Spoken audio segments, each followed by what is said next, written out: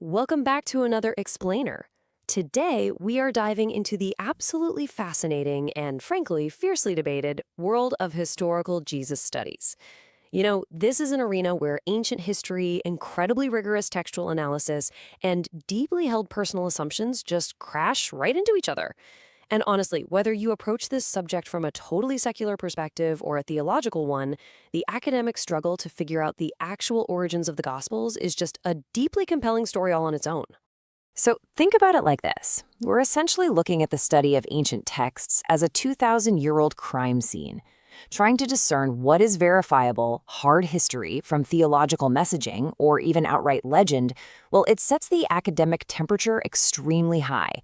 We're talking about a field where the actual methodology used to read a text is hotly contested. Literally, you can have two brilliant scholars look at the exact same ancient Greek manuscript and walk away with entirely contradictory conclusions. Okay, here's our roadmap for today. We'll start with the quest for the historical Jesus, then examine the legend hypothesis, look at the apologetic defense, dive into the skeptical backlash, and finally wrap up by evaluating the evidence. Section 1, Historical Jesus Quest, Defining Boundaries. Before we get into the weeds, we absolutely have to establish the boundaries of the playing field here. The absolutely crucial starting point is separating the theological beliefs from pure, rigorous historical methodology. Basically, Christology is the theological analysis of biblical teaching, right?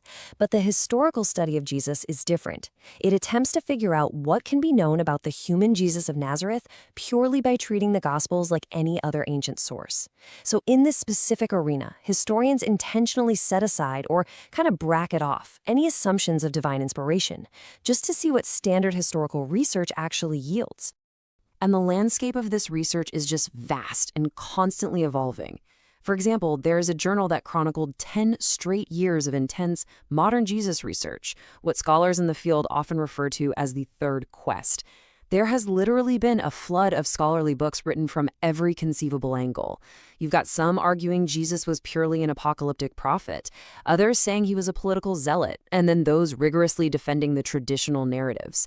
The sheer volume of this stuff really shows how alive and how fiercely contested this field remains today. Section 2, the legend hypothesis, handling the supernatural. Let's move right into the core methodological friction that drives this whole debate.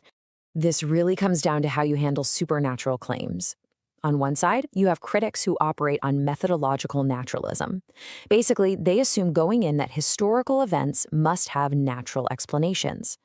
But on the flip side, scholars like Paul Rhodes Eddy and Gregory A. Boyd argue for an openness to the supernatural. They make the case that it's actually legitimate to accept a supernatural argument if an event completely defies plausible naturalistic explanations. And you can see how this fundamental disagreement on baseline assumptions completely changes how every single piece of evidence is weighed. Because of these differing starting points, the academic viewpoints are deeply, deeply fractured. It's almost like a shattered pie. You have scholars breaking into entirely different camps. Some dismiss the Gospels completely as myth, some accept them in their entirety, and a whole lot of others sit somewhere in the middle, trying to carefully parse out the historical kernels from what they view as later theological add-ons. Section 3, apologetic defense, Eddy and Boyd's case. Now, what's really interesting is how those two scholars I mentioned, Paul Eddy and Gregory Boyd, build their specific defense. In their influential book, The Jesus Legend, they present a really compelling argument that the early church's view of Jesus was preserved accurately through oral traditions. They pull heavily from anthropology and sociology to argue that in predominantly oral societies, there's actually a very clear line drawn between fact and fiction. Plus, and this is a fascinating point, the audiences actively shared the responsibility of preserving that history. So if an oral performer misrepresented a tradition, the audience would literally correct them mid-performance. Because of this community-corrected oral tradition, Eddy and Boyd argue the Synoptic Jesus tradition is, in fact, substantially rooted in history. And this approach has been highly praised in certain circles.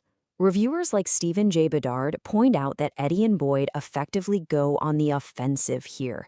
They push back hard against anti-supernatural bias without getting bogged down in radical claims.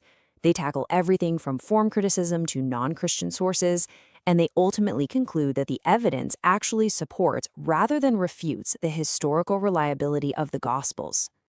Section 4. Skeptical backlash, fierce critiques.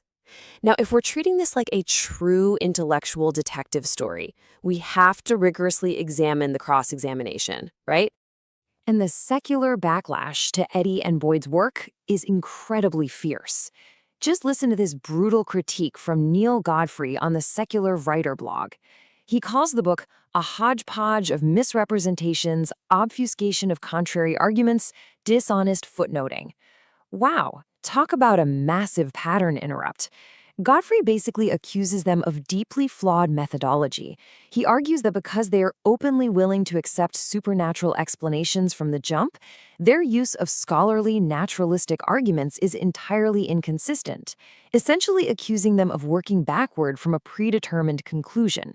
But Godfrey doesn't just stop at broad methodology. He brings up some very specific, serious allegations of academic sloppiness. For instance, there's a highly suspicious citation issue. Eddy and Boyd cite a scholar named I. Brower regarding how the widespread knowledge of Pauline letters would hamper the creation of interpolations, basically late additions to the text. However, Godfrey noticed that their summary of Brower is virtually identical to a summary written in a 1991 article by a totally different scholar, John A. Weatherly. So, Godfrey suggests Eddy and Boyd may never have actually read Brower's original work at all, but instead just copied Weatherly's reference and framing. And the deeper you look, the more intense this footnote fight gets. Take a specific biblical passage, 1 Thessalonians 2:13-16. Eddy and Boyd claim that linguistic arguments against this passage have been convincingly answered by scholars like J.W. Simpson. But when Godfrey actually went and checked Simpson's work, Simpson's actual text admits the passage remains highly problematic and that arguments against it must meet the evidence head-on. So Godfrey uses this to argue that Eddy and Boyd are actively misrepresenting their sources to make their own case look way stronger than it actually is. Section 5. Evaluating Evidence. Ancient Text Transmission. This intense back and forth over footnotes leads us perfectly into the broader debate over how ancient texts were actually handled. For instance, Eddy and Boyd argued there's no manuscript evidence for late additions, those interpolations, in certain texts. But skeptics counter this by pulling out a massive list compiled by scholar William Walker. Walker demonstrates what he calls a widespread ancient culture of interpolations across Greek, Roman, and Jewish literature. We're talking about Homer's Iliad, the letters of Plato, the works of Josephus, the whole shebang. Skeptics argue this proves ancient texts were frequently altered, so a lack of varying manuscripts doesn't mean interpolations didn't happen regularly back then. So what do we do with all this? Piecing together this ancient puzzle means navigating between really strong apologetic defenses and equally fierce, detail-oriented secular critiques. You have to acknowledge the baseline assumptions of whoever you're reading. You've got to weigh the sociological arguments about oral tradition against the hard textual critiques of footnotes. And crucially, you have to look at these documents not in a vacuum, but compared to the broader literary culture of the ancient Mediterranean world. I want to leave you with this final thought to chew on. When the evidence we're looking at is millennia old, is it possible that our own starting assumptions are actually the most powerful historical tools we bring to the text? Are we genuinely open to the supernatural, or do we strictly require naturalistic explanations? How we answer that single question almost always determines which scholars we trust and ultimately how we view the historical Jesus. Thank you so much for joining me on this explainer. Keep questioning, always check the footnotes, and keep exploring the history behind the text. See you next time.